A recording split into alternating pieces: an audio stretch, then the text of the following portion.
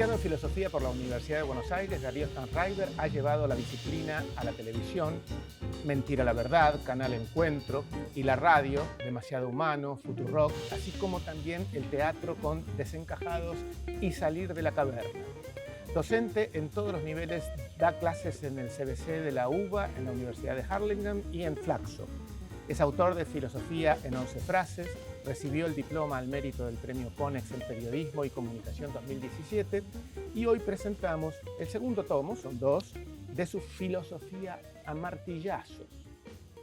Pero hoy hemos hecho una incorporación en virtud, perdóname Darío, pero vos te has propuesto de construir, que yo creo que el sinónimo es demoler, todo lo que uno tiene como certezas. Y como yo no pienso desaparecer, no quiero desaparecer, he traído un refuerzo, alguien que sabe dar peleas y que además, perdón, proviene de la ciudad de Mar del Plata, no sé si ubicás ese pueblito con playa que tenemos en Argentina. Amo Mar del Plata. Amás Mar del Plata, que es Fernanda Raberta, que es nada menos que la directora de la ANSES y que me vas a ayudar, Fernanda. Por supuesto, estamos alguna acá certeza para tenemos eso. que mantener en esto, no es que O todo... no, veremos. ¿Vos creés que no? O no, no sé, vamos a ver.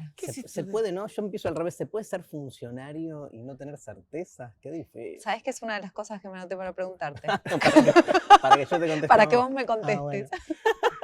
Bueno. Bueno, ¿cómo es esto de...?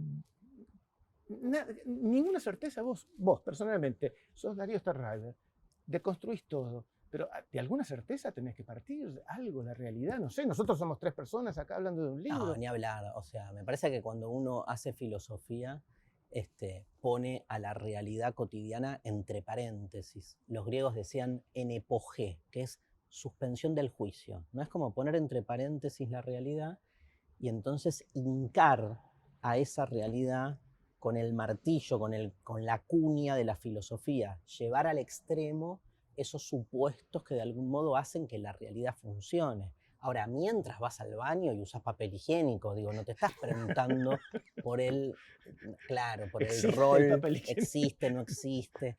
O sea, ahora, una cosa es dar por supuesto y otra cosa es ir al fondo de esos supuestos, comprenderlos, desplegarlos, ver en función de qué esos supuestos están, por qué se invisibilizan. Esa diferencia es fundamental. O sea, cuando vos haces filosofía, cuestionás las certezas absolutas. Eso no significa que no estés de algún modo inmerso en un sistema que funciona. Ahora, una cosa es que la cosa funcione y otra cosa es que ese funcionamiento hable de la verdad. Fíjate, ¿no? Esa diferencia es clave. Y ahí en tu libro también propones el tema de desafiar esto de las definiciones como cuestiones que ponen límites, que encorsetan a las cosas que nos pasan. Y ahí me parece que también pensaba preguntarle entre esto de cómo en la vida diaria vamos tomando decisiones en función de definiciones que trasciendan los límites, pero que también construyan certezas. Y todo esto en el marco de la relatividad, de la verdad que vos también planteás en el libro. De las verdades absolutas. Las verdades absolutas. Claro, por ahí de lo que se trata, como vienen planteando muchos pensadores, es de resignificar la idea misma de qué es la verdad, ¿no? Y empezar a asumir que lo que nosotros hoy llamamos mal, por contraposición, verdades débiles o provisorias, a mí me gusta llamarlas contingentes, o sea, que no son verdades 100% anudadas, ¿no? La palabra absoluto, si ustedes... no sé si saben, la etimología de absoluto es sin nada suelto. O sea, ¿hay algo que no deje nada suelto para ser considerado tan cerrado sobre sí mismo y decir que eso es absoluto? Bueno, la propia ciencia dura asume que lo de ellos son verdades contingentes. Es increíble. Esto que dice Nino es fundamental porque, digamos, justamente hay una representación social de la ciencia como un lugar más bien taxativo, duro, sólido. Y la clave epistemológica del pensamiento científico es que todo es hipótesis, y esa hipótesis se considera probablemente verdadera hasta que se la refute. incluso lo que busca el científico es más que nada descartar esas hipótesis para habilitar, ¿no?, la creación o la aparición de nuevas. Pero también está bueno disociar esa idea del absoluto que tenemos con la ciencia. Algo que se vio muy claramente en toda la cuestión, bueno, de la vacuna, ¿no? Hablando de la pandemia, digamos, fíjate que el modo en que estuvo la sociedad, el sentido común, diría, para no decir la sociedad, esperando la vacuna, poco tenía de científico y mucho de metafísico, de religioso. Había un clamor por la vacuna, el ruego por la vacuna. Oremos para que llegue la vacuna. El milagro de la vacuna. Incluso el imaginario, ¿cuál es? Es la vacuna como un Cristo en el mar de Galilea vacunando gente y curándola como si estuviésemos multiplicando los panes y los peces. Ya que sacaste el tema, ¿cómo vivieron ustedes la pandemia, el confinamiento, bueno, laboralmente, socialmente? ¿Cuál ha sido la experiencia que tuvieron? Bueno, hay mucho en lo que escribe Darío sobre la otredad, ¿no? Para pensar en lo que nos ocurrió mientras que transitamos la pandemia, ¿no? Y en esto que creo que es un concepto que vino para quedarse en ponele frase de nadie se salva solo, y de cómo todos somos sujetos condicionados y en constante vínculo con los demás, y en el concepto de comunidad que también habla Darío en su libro, como algo que vino de afuera, en este caso un virus, logró hacer efectivo y materializar una cuestión que tal vez era más filosófica o tal vez era más subjetiva, Sí, que además tenía con que una ver dimensión mundial. con una dimensión mundial, pero además tu actitud y tu conducta modifica o pone en Sí, riesgo al otro, claro. y lo que el otro hace nos pone en riesgo a nosotros. Qué ejemplo tan material de todo esto que venís planteando hace tanto tiempo, ¿no? Sí, con el aditamento de como ir trasluciendo, por decir así, cuestiones como más jodidas, ¿viste? Para mí la pandemia, primero, lejos está de ser un acontecimiento que haya generado como una especie de conversión evangélica, ¿viste? Tipo, la gente se abuenó. O sea, para vos no salimos mejores. No. Para mí, al revés, trasluce lo que ya éramos. ¿En lo bueno y en lo malo? En lo bueno y en lo malo. Incluso te diría, el que era antes de la pandemia alguien comprometido socialmente, un militante por el otro, la pandemia lo que hizo fue exacerbar esa pulsión. Ahora, al choto, la pandemia lo volvió más choto. Ay, y no eso me parece... eso, Darío.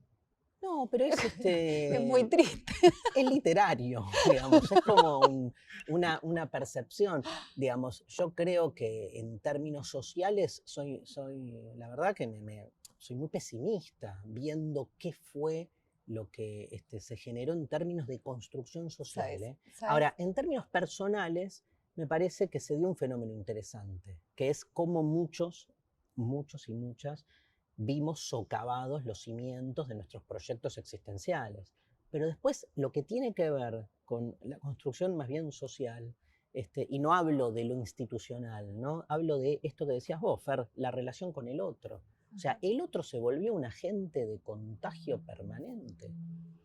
Sin embargo, ¿te puedo tirar una? Que también te estuve leyendo ahí. Digo, ojo, porque ahí, antes de la pandemia, la otredad como concepto de anulación, ¿no?, del semejante, siempre encontraba su mejor formulación en la metáfora de la enfermedad. En los grandes exterminios de la historia han hecho del otro un agente de contagio. Ahora se acabó la metáfora, pero permanece esa relación con el otro que es, para mí, lo que hay que trabajar. Es un potencial serio, agresor de uno. Total, claro. Pero, y esto, hay una cosa más, Fer, esto tiene que ver también con la utilización de otra categoría que no es casual. Llamamos distanciamiento social, esto lo dice Agamben en un libro que se llama La invención de la epidemia, dice, llamamos distanciamiento social al distanciamiento físico, poniéndole al distanciamiento físico una carga semántica que tiene que ver con la disolución del lazo comunitario, porque lo que exige desde la medicina lo que se exige para que no se propague el contagio es distancia física. Física, no social. ¿Por qué social? Ajá. Porque la palabra, el concepto de distanciamiento social te lleva puesta la idea de que hay que disolver la comunidad, de que se desanuda lo social. Yo te diría al revés. Cuanto más distanciamiento físico se necesita para que el virus no contagie, más encuentro social. obvio, más Cercanía. comunidad necesitas Sí. para que esto, si no es la estupidez de pensar que una comunidad solo se construye en la cercanía de los cuerpos. Bueno, Pero yo no. creo que Fernanda tenía otra mirada con el tema de la solidaridad de la pesimismo. gente. Sí, del del pesimismo. Bueno, un porque- pesimista es un optimista informado, dicen. Mira, Pero mirá A que ver. también leyendo un poquito me encontré con un término que me pareció revelador, que es el tema de, a mí me parece que esto ocurrió, digo, mal llamado este distanciamiento social, hizo que no nos encontráramos, pero buscáramos otros canales de encuentro. Digo, el Zoom, cosas que yo, la verdad, antes de la pandemia no sabía de su existencia, por ejemplo, el Zoom. Y que eso fue logrando transitar en un tiempo que si nosotros pensamos antes de marzo de este año, creíamos imposible, de imposible cumplimiento, una conducta de imposible cumplimiento en la Argentina, y sin embargo logramos ir, por ejemplo, dándole tiempo al Estado para construir hospitales, siendo cada uno receptivo de la consigna de lo que tenía que hacer. Y ahí me aparece el término que también descubrí por estos días que tiene que ver con que no desesperamos. Y que no desesperamos nos permitió llegar a la vacuna, porque desesperar, como eso de dejar de esperar, como perder la esperanza. Y todos atados, como vos planteabas, a la vacuna desde un lugar absolutamente separado de la ciencia y lo de aplicarte un virus para inmunizarte, para que el virus cuando te llegue vos tengas las defensas, sino pensado en términos de se va a terminar la pandemia, podemos seguir esperando que se termine la pandemia porque va a venir la vacuna. Entonces no desesperamos. Yo creo que en este año, el 2020, el año de la pandemia, como pueblo, como sociedad, ciudadanos y ciudadanas, no desesperamos. Y me parece que eso fue la clave para no caer en un pesimismo que nos haga daño, digamos, Claro. que fue la clave para sobrevivir. No desesperar, agarrarnos de la esperanza y ver cómo llega la vacuna a la Argentina. Sí, igualmente creo que optimismo y pesimismo son como categorías que nos pueden dar alicientes o lecturas por ahí sobre, digamos, lecturas emocionales, ¿no? Después cuando uno hace un análisis como político, un análisis filosófico y va al hueso, nada, empezás a ver un poco, digamos, cómo se fue armando, desarmando la cosa, ¿no? Es más, son categorías que a veces, las estamos usando acá en esta charla y está buenísimo, pero son categorías que a veces obstruyen que uno pueda ir a fondo con cierto tipo de... Profundidad. Sí, profundidad, de ir a fondo, de pelearse contra sus propios supuestos. Y está bien, porque a veces cuando uno va muy a fondo, lo que se queda como medio destartalado, entonces tenés que aferrarte de algo. Yo creo que optimismo, pesimismo son categorías como neorreligiosas en ese sentido, como la esperanza. Digo, la esperanza en ese sentido, digamos, no surge de ningún otro lugar que no sea, digamos, la cierta irracionalidad, que está todo bien, porque eso también nos constituye como sujetos. Ahora, ¿en qué contribuye la filosofía a ir a la profundidad de los temas? Porque vos he leído que decís, una clase de filosofía no avanza nada, no resuelve nada, no define nada. ¿Para qué? Entonces, ¿por qué le tengo que decir a alguien que lea filosofía a martillazo? Porque todo eso que vos das por supuesto como valores positivos son en principio cuestionables y segundo y principal son valores hegemónicos, según mi lectura, que se han instituido como normalidad o como sentido común y que de algún modo estructuran una subjetividad enajenada. O sea, pensar que todo tiene que servir para algo, que todo tiene que ser definible, que todo tiene que dar rédito, que todo tiene que dar ganancia, que todo te tiene que tranquilizar. Eso es directamente un proceso constante de deshumanización. Eso que vos preguntás con buena leche, obvio, como la filosofía me trastorna porque quiero ser un tipo feliz, para la filosofía es exactamente lo contrario. Lo que te va a decir es que la definición de felicidad de la que vos partís, Nino, no es una definición de felicidad autónoma. O sea, vos crees que estás deseando ser feliz y en realidad te están deseando a vos y te están insertando en una red de significados, en un dispositivo, incluso de consumo, porque tiene que ver mucho con nuestra situación, nuestra facticidad, que es vivir en un mundo de satisfacción de consumo que a la larga te genera esa sensación de felicidad. Entonces, ¿queremos ser felices en serio? Primero, corrámonos de las ideas dominantes que establecen definiciones únicas acerca de lo que es la felicidad. Y el mejor lugar donde encontrás eso es en la historia de la filosofía. Porque tenés 200 definiciones de felicidad absolutamente divergentes, ¿sí? Que te muestran que el modo en que hoy la televisión te dice lo que es ser feliz es uno de los tantos, si no el peor, porque es el que a la larga te hace infeliz, ¿no? Si uno muy abiertamente cree que se trata de eso. Imagínate una persona que crea que va a encontrar respuestas para todo, que todo lo que hace tiene sentido, que todo lo que hace tiene que ser útil. Eso básicamente es una persona frustrada, porque después la realidad te lleva puesto. Primero porque te vas a morir en algún momento, o sea que todo lo que hagas no tiene sentido. De ahí para abajo. Entonces, hacer filosofía que parece como algo disparatado o, ¿no? o anormal, lo que tiene de anormal, ¿cuántas veces tuvimos esta charla, ¿no? Tantos años. Pero lo que tiene de anormal es cuestionar los parámetros de normalidad que se imponen como si no pudiesen ser de otro modo. Recién estaba pensando cuando vos definías cómo alguien establece tu deseo, bienvenido al capitalismo, ¿no? Bienvenido al desierto del capitalismo, porque en el fondo es un deseo que nunca se satisface, ¿no? La lógica del capitalismo claramente es haber interpretado muy bien la lógica del deseo y la falta, que es que, digamos, estás todo el tiempo consumiendo algo que nunca te termina de satisfacer. Entonces entras en una vorágine de consumo exacerbado que nunca se termina. Y en cada acción, en cada acontecimiento de consumo, alguien gana, que nunca sos vos. No. Y son pocos, ¿no? Esa es la pregunta, ¿no? El libro tiene un capítulo sobre el poder. Sobre el poder, perfectamente. ¿Y qué tiene que ver con eso? Estamos muy acostumbrados a un paradigma del poder tradicional, que piensa el poder, ¿viste?, en términos represivos, como que viene el poder, te reprime. Yo trabajo mucho en el libro a Michel Foucault, que más allá de que se murió en los años 80 y que, o sea, nunca mandó, como digo en el texto, nunca mandó un mail, y parecería como alguien puede tener actualidad si nunca mandó un WhatsApp y te está hablando del poder, pero bueno, eso es lo que tiene la filosofía también, que es una actividad, digamos, inactual, en el sentido de que vos querés, no sé, entender el poder, lees a Foucault, entender la política, lees a Platón, me decís, ¿qué tiene que ver? Y entendés todo. Porque lo que tiene de interesante el lenguaje filosófico es que puede hacer un corte con la coyuntura y navegar por las fronteras, ¿no? Me gusta esa imagen, una pata adentro, una pata afuera. La periferia decís también. La periferia, total. Lo marginal, ¿no? Sí. O sea, no hay libro que a mí me haya resultado más fundamental para comprender lo amoroso que El banquete de Platón. Y es un libro escrito en el siglo IV a.C.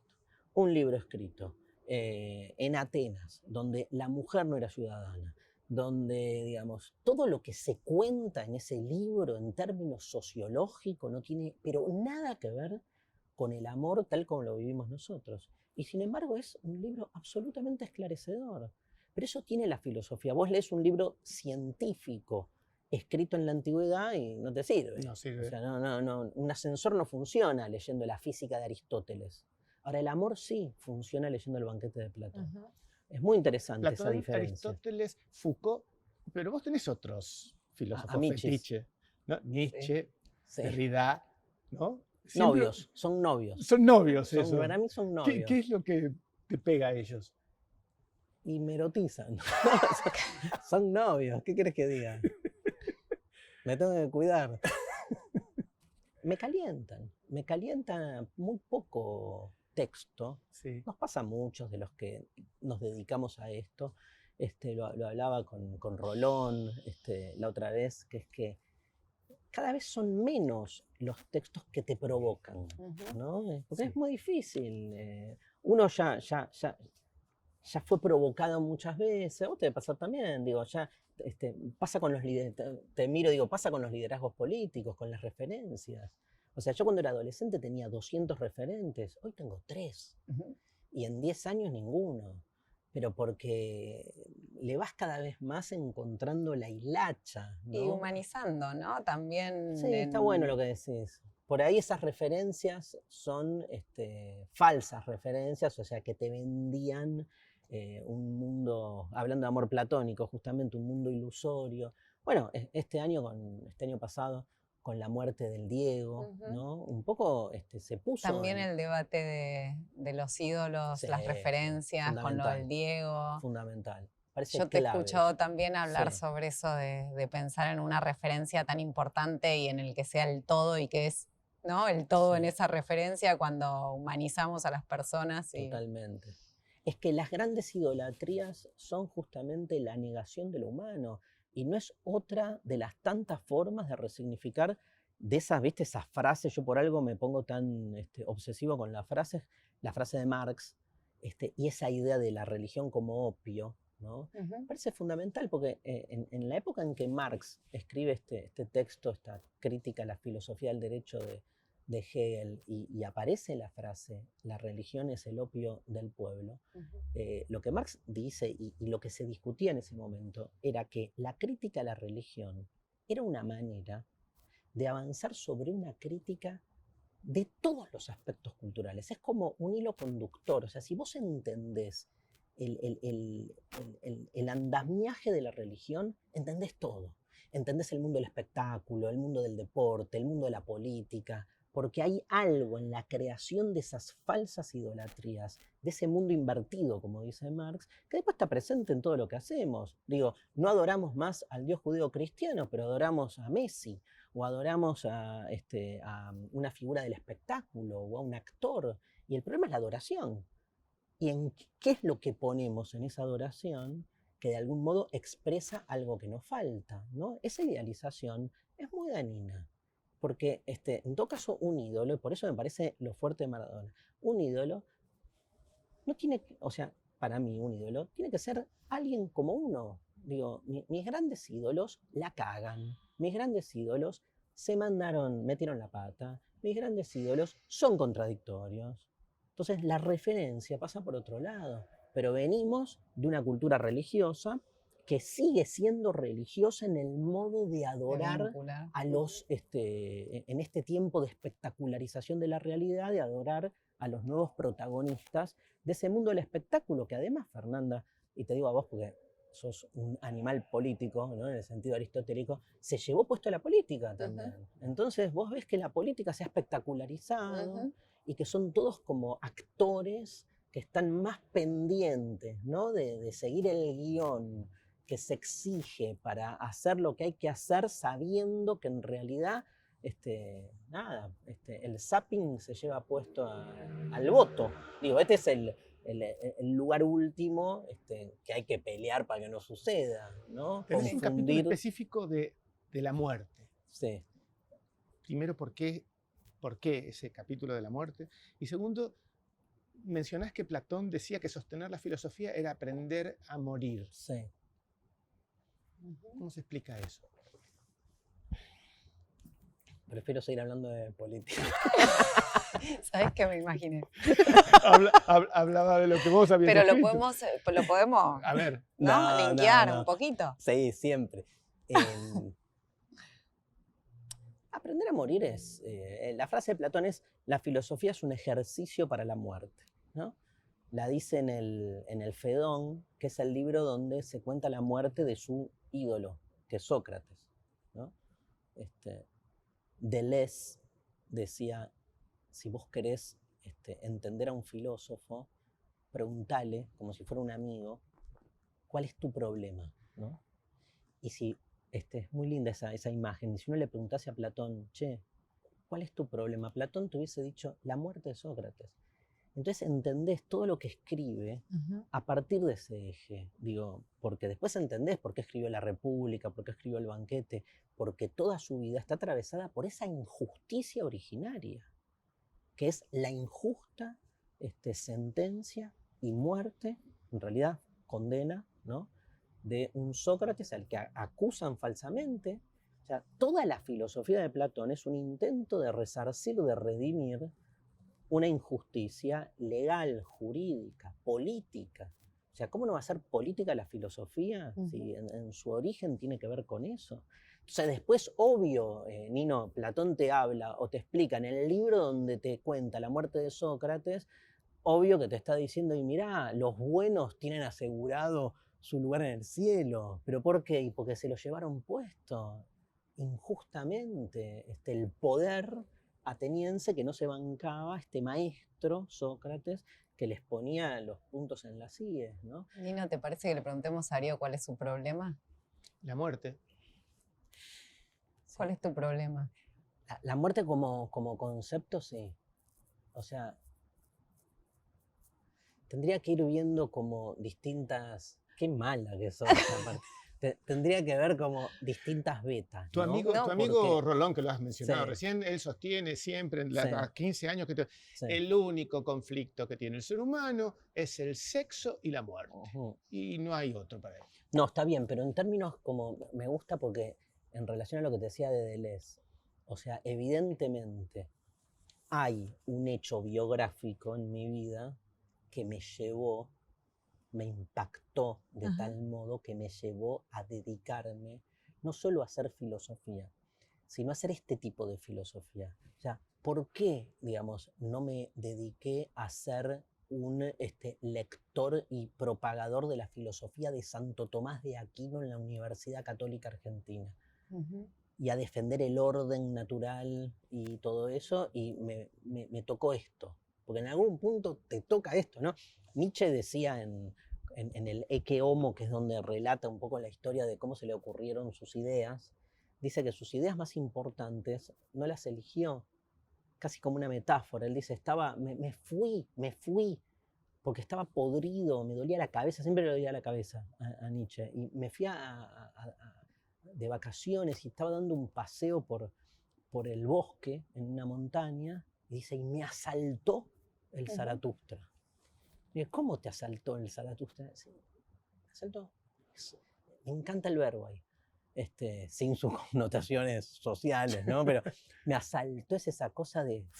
Bueno, ¿no? pero vos mencionaste un hecho Y biográfico. rompió. ¿Cuál? El tuyo, decís, un hecho biográfico. Sí, es que no, yo qué sé, viste, hay que buscar ahí... No lo encuentro tan rápidamente, No. hay que buscar ahí algo, ¿no? Yo creo que algo de mi formación, yo estudié la primaria en un colegio religioso, entonces no es casual que me haya vuelto tan anti-institucional con la religión. Y no es casual que no haga otra cosa que querer rescatar lo religioso de su corsete institucional, que me parece que es quien más daño le hace. O sea, yo no soy un ateo tradicional. Yo soy ateo contra la iglesia, digamos. Ahí sí soy ateo porque no les creo nada, les veo los juegos de poder. Ahora, lo último que quiero es que la iglesia se quede con el monopolio de la figura de Dios. Dios no es de ellos. O sea, es de todos. ¿Sí? Si no, no es Dios. Entonces, ahí hay una monopolización que cuando vos te metés con ese tema, se te arma peor. O sea, para alguien profundamente religioso, institucionalmente y dogmáticamente hablando, un ateo no es un problema, porque está fuera del juego. El problema es aquel que, digamos, no suelta el nombre de Dios y genera la afrenta. ¿Y ese es tu caso? Yo ¿Sos creo, un creyente? no soy un creyente tradicional, para nada. Pero no me cabe que no haya algo más. Esa es mi pregunta vocacional por excelencia, la pregunta sobre si hay algo más. Tiene que ver con la muerte, Rolón Dixit tiene que ver con la muerte. También tiene que ver con cierta curiosidad, ¿viste? Me cuesta mirar, ahora estoy mirando ahí que se ve detrás de la ventana el cielo, digo, me cuesta cuando miro ahí decir, mira qué linda foto, o sea, mi mirada avanza, che, ¿dónde termina esa mierda? ¿Viste? No puedo no preguntarme dónde termina, no puedo no preguntarme sobre el tiempo y el infinito, no puedo no preguntarme, o sea, me estoy yendo a dormir, no puedo no preguntarme, digamos. No podés asumir que un día no serás más. no lo puedo asumir, no me lo banco y no me la creo aparte. Estoy convencido de que no puede ser así. Ahora, no hay respuesta racional que me calme. Pero me parece que la clave de la filosofía es justamente apostar a esa pregunta, ¿no? La filosofía nos reconcilia con ese deseo de querer saber lo que sabemos anticipadamente que nunca vamos a responder. Filosofía es deseo puro, es el deseo en esa formulación más chota del deseo, que es que el deseo es deseo en tanto no alcanza lo que busca. Pero Darío, es distinto que necesidad, ¿no? Desear es Sí. distinto que necesitar. En algún punto sí, porque la necesidad, digamos, más que nada, cuando se trata de una necesidad material, de una necesidad física, ahí no hay con qué darle, ¿no? Digamos, siempre se ha discutido esto, ¿no, Fernanda? A mí muchas veces me han corrido por, digamos, como diciendo, bueno, puede hacer filosofía el que no se caga de hambre, ¿no? Y esto aparte, desde este lugar que es, bueno, un obrero que labura todo el día, ¿qué preguntas se hace? Todas. Las Sí, mismas. obvio. Por eso estamos acá, Fernanda y yo, Pero digo, hermanades. la necesidad Todas. me parece que supone algo que vos podés resolver y el deseo me parece que es más dinámico, ¿no? Como que te lleva... Necesidad, entonces, ¿en qué sentido decís? No, digo que a veces yo creo que la revolución de las hijas, por ejemplo, nos vino a mostrar que una cosa es necesitar un otro, necesitar ciertos bienes materiales, y otra cosa es desear. Sí. Que desear se impone desde otro lugar, desde el ejercicio de disfrutar, desde proyectarse, desde soñar, desde tener cuestiones como con horizontes más lejanos, Sí. incluso más dinámico, ¿no? Sí. Porque con otra... En cambio, la necesidad pareciera más acotado y me parece que esta generación que viene en nuestras hijas me parece que nos pone ese desafío sobre la mesa. Sí. Todo es relacional, ¿no? Digo, por lo menos el tipo de lectura que a mí me gusta hacer de la realidad siempre supone tramas y relaciones. Entonces, no es que hay un deseo en sí mismo igual para todos. O sea, evidentemente, no sé, alguien que vive, como el caso que vos decís, ¿no? Que vos traes, y que estamos viviendo estos años de una revuelta feminista, que es una revuelta del deseo, que es una revuelta, como dice mi amiga Pecker, de la mujer como sujeto deseante. Exactamente. ¿No? Que el Monseñor Aguer la salió a correr, hablando de la iglesia, a Luciana diciéndole, esa palabra no existe, como diciéndole, ¿no? Está todo como mal entramado. Mira vos, así como han negado el lugar de la mujer, hasta se le niega, ¿no? La palabra y lo que se nombra. Pero me parece que una cosa es, ante la imposibilidad del deseo, la emergencia de ese deseo. Entonces ahí tiene un valor hermoso, o sea, deseemos. El deseo es fascinante. El tema es darnos cuenta que ese deseo, digamos, en algún momento nunca termina de ser planificado, y entonces lo que te genera de positivo, de hedonista, ¿no? de gozoso, también te genera en términos de dolor, ¿no? No deja de generar una perturbación, ese deseo, porque el deseo siempre es deseo de una falta que nunca se colma. Entonces tiene ese costado. Si no es pensar que el deseo es algo siempre hermoso, pero entonces, digamos, no estás viendo ese otro costado que es constituyente de la idea de deseo. Porque si vos decías algo, Fernanda, es porque te falta. Y esa falta te duele. Y si hablamos del deseo, el otro no puede faltar. Pero sí. hay una clase, que es uno de tus capítulos, que es Amigos y Enemigos, Sí. el otro. Sí. A mí ese capítulo me gustó particularmente, supongo que también. Sí, claro, por eso me vine. Amistad. El alien, el otro radical. Claro, si estuviéramos vos solo en un mundo, sí. ¿Qué pasaría? El otro desaparece. Sí. Estoy tentado a hacer el chiste. Seríamos felices. No. Claro. Aparte, el otro, ¿existe realmente? ¿O toda tu vinculación con el otro no es siempre un vínculo con lo que proyectás de vos en el otro.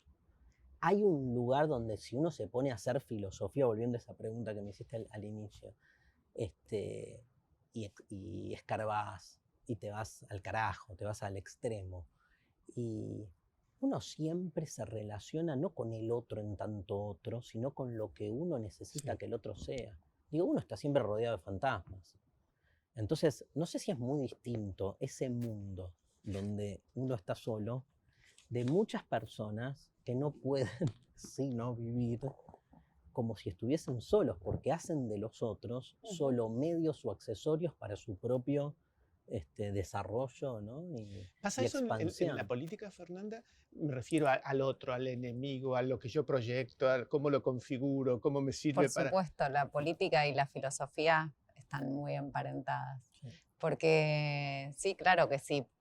Creo que incluso hay una cita en el libro que dice el tema de que en la política se hacen amigos, ¿no? Sí. Contás ahí. Sí, por supuesto, muchos amigos y por supuesto en el capítulo del poder, que a mí me gusta siempre asociarlo con el poder de las ideas, también aparece esta idea de la disputa y del ejercicio del poder y por supuesto en las discusiones y en las disputas hay con quienes celebrás amistad y con quienes encontrás la manera de encontrarte y de interpelarte a vos mismo con lo que el otro piensa, con su idea y por supuesto estás con quien discutís y debatís las ideas. Y ese ejercicio que está planteado filosóficamente en el libro, pero que es el ejercicio de la política, es más o menos el caminito del ejercicio diario y cotidiano. Yo Me creo quedé que... pensando que si no existiera el otro, no existiría la palabra. Sí. ¿No? No. Pues las palabras son un código de comunicación. Claro. Pero a veces, viste que uno habla como si hablara para uno mismo, y no le importa que hay un otro que recibe y que te la devuelve, ¿no? Pero como suele decir la filosofía de la otredad, Levinas, Derrida mismo habla mucho del tema, hagas lo que hagas, siempre en algún momento el otro irrumpe, te toca la puerta. Y te tenés que hacer cargo de algo, de una respuesta, ¿no? Vos le preguntabas a Fernanda la relación de la política con el otro, y eso define modelos. Hay modelos que hacen del otro un instrumento para la expansión de un proyecto propio, y hay modelos de la política pensados y ejecutados específicamente en función del otro. Yo no creo que la política tenga sentido si no es para y por el otro. Si no, es negocio, ¿viste? Es negocio propio o expansión de poder, pero digamos, y me siento de algún modo identificado históricamente siempre con aquellos movimientos políticos que han pensado su quehacer, su práctica constituyente en función del otro.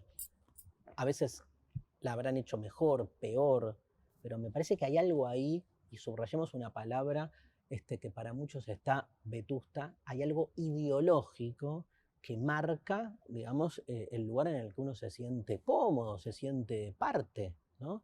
Yo no puedo pensar la política si no tiene que ver con eso, con encontrar la política y la democracia, digo, que básicamente de eso se trata, encontrar en cada momento histórico quién es ese otro que está quedando afuera.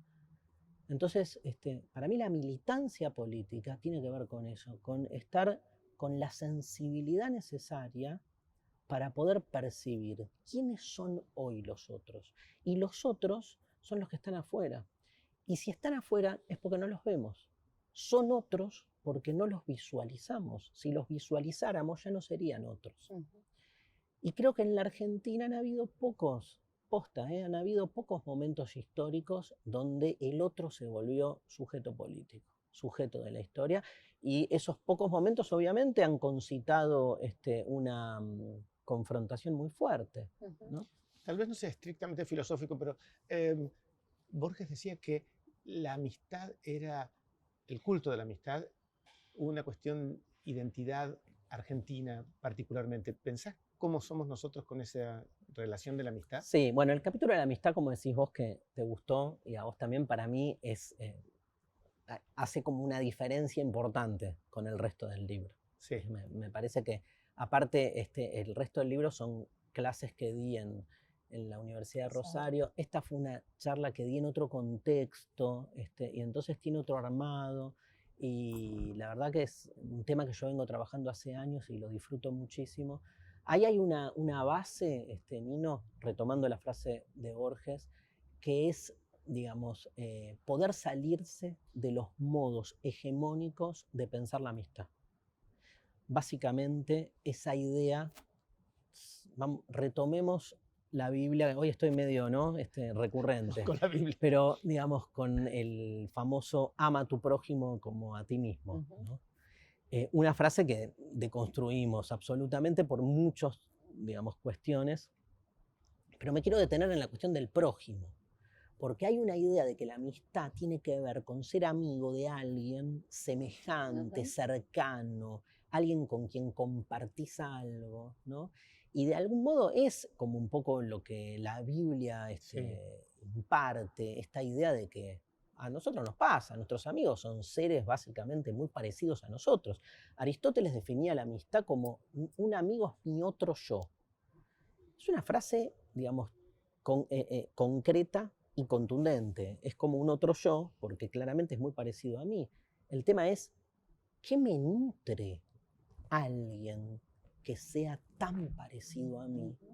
Si crecer tiene que ver, creo yo, básicamente con poder salirse uno de sus propias limitaciones. Entonces viene acá mi novio, Nietzsche, y en Así habló Zaratustra, tiene un capítulo que se llama Del amor al prójimo, que es una demolición de la frase, el 11º mandamiento, y dice, yo no les aconsejo el amor al prójimo, o sea, al próximo, porque prójimo significa cercano, semejante, sino el amor al lejano, dice Nietzsche, al extraño, al extranjero, ¿no? Hay otra lógica ahí, donde la amistad, ¿quién es ese extraño, ese monstruo? ¿Quién es ese, ¿no? Ese cabecita negra, diríamos, en este país tan, digamos, metafórico? Ahí hay un otro que me parece que la amistad, por lo menos en términos políticos, tiene que ver más. En términos políticos puede haber amistad entre personas ubicadas en extremos del arco ideológico. Amo esa pregunta. Yo quiero saber si puede haber sexo entre dos personas. Eso seguro. No Eso sé. obvio. Eso no seguro. creo. Sí, ¿cómo que no? No creo. Sí. No, antagónicos, no creo.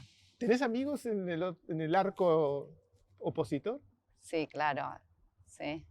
Y cuando, digamos, en la Argentina tenemos la desviación de correr algunos límites en relación a qué es el arco opositor, claro, ¿no? claro, Tenemos claro. como algunas cuestiones. Claramente tengo, digamos, una historia que dice que los que son enemigos porque cometen crímenes de lesa humanidad, la profundidad de los actos de quienes piensan distinto no es pensar distinto, digamos, es otra cosa. Es correr el límite de lo que la democracia prevé, que es que haya quienes pensamos de una manera y quienes pensamos de otra. Y entonces en eso de pensar la verdad relativa, yo leo mucho sobre la verdad que escribe Darío y a mí me gusta mucho el término de la verdad relativa porque se lo he escuchado al expresidente de la Nación, Néstor Kirchner, que decía esto de que las verdades se construyen a partir de distintas verdades relativas para construir una síntesis que supere esas cuestiones particulares. Y creo que de eso se trata. Por supuesto, hay modelos antagónicos, hay modelos para muchos o modelos para pocos, hay modelos culturales antagónicos, económicos antagónicos, sociales antagónicos. Y entonces uno se siente más cómodo hablando con quienes, digamos, creemos que puede haber una Argentina más parecida a los iguales en la diversidad. Porque esto también filosóficamente lo hemos charlado mucho con Darío. ¿Qué sería una Argentina de iguales? Bueno, en términos filosóficos hay que poner a deconstruir iguales en las condiciones en las que queremos ser felices, ¿no? Me encanta.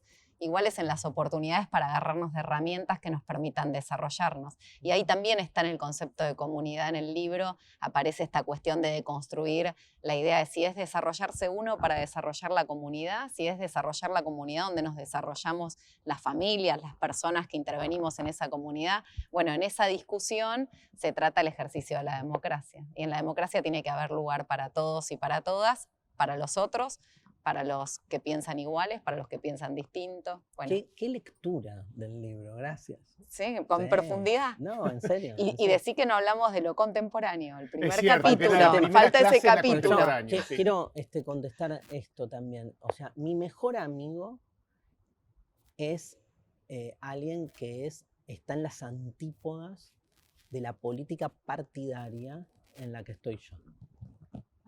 Y hay veces que hablamos de política y hay veces que decidimos no porque nos matamos, obviamente.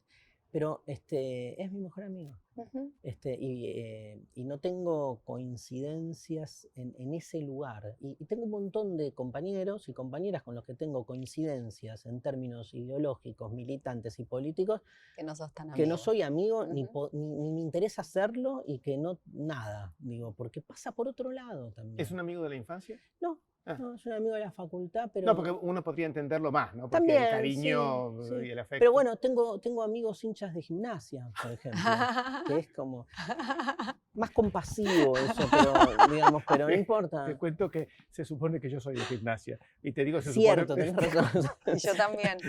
Sí, porque mi padre que estudió en La Plata era de gimnasia y entonces... Vos sos de gimnasia, Mi mamá era jugadora de vóley, de Mirá. gimnasia, del puedo Lobo. creer. Sí. Vos de gimnasia. sí. Nunca vi tanto. También se Gimnasia, supone, gimnasia, porque de fútbol no sé Claro. nada, Darío, Marc hago que Platense de soy. gimnasia, todo eso suma, por eso que la invitamos. Bueno, chicos, estuvo lindísima la charla. ¿Cómo terminó? Y No, sí, ¿qué no va a ser? vale. Tenemos 40 segundos más. Mira. Te podría hacer la pregunta de muchos colegas. Algo que no te pregunté y te hubiera gustado que te pregunte, contame. Creí que ibas a decir, ¿cuál es el sentido de la vida? Me falta una pregunta. Gracias, Nino, es No. un placer hablar con vos. Lo mismo para Siempre. mí. Gracias, mejor. Fernanda. No, En serio, gracias a vos, un Y placer. muchas gracias a ustedes. Esta ha sido la última de las charlas del ciclo Verano Planeta 2021. Y gracias por haber estado, gracias a los 12 autores que estuvieron formando parte de este ciclo y a ustedes que estuvieron del otro lado. Nos veremos seguramente en la edición del año que viene, que va a ser las bodas de plata del ciclo Verano Planeta. Gracias por estar.